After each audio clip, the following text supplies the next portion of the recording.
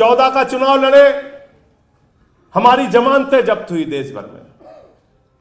और केजरीवाल जी वो वाकया सुनाते भी हैं कि जब वो आए और अपने घर में जा रहे थे कौशाम्बी, तो गेट पे खड़ा हुआ, गेट का जो दरबान होता है, उसने कहा आ गए आप, गए थे मोदी से चुनाव लड़ने।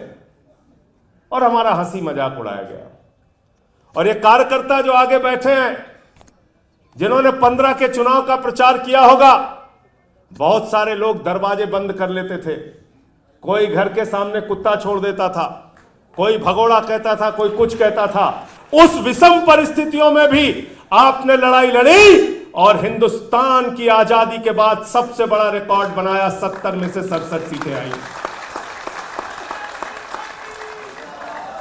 और तब भी कहा गया था पार्टी खत्म हो गई, साफ हो गई, ये पार्टी कहा जा रहा था, पूरे देश में इनकी जमानत जब्त हो गई कहा जा रहा था।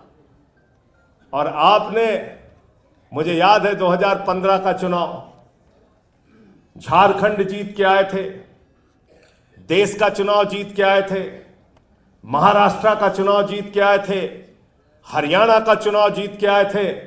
प्रधानमंत्री जी अहंकार से लबरेज थे, इसी रामलीला के मैदान में खड़े हुए कहने लगे ये केजरीवाल तो बदनसीब है, मैं नसीब वाला हूं, मुझे वोट दे देना। और हमारे कार्यकर्ता रोए थे वो बात सुन के। कई लोगों ने टीवी बंद कर दिया था और कहा था मोदी जी इतना अहंकार अच्छा नहीं है, केजरीवाल को बदनसीब बोल रहे हो।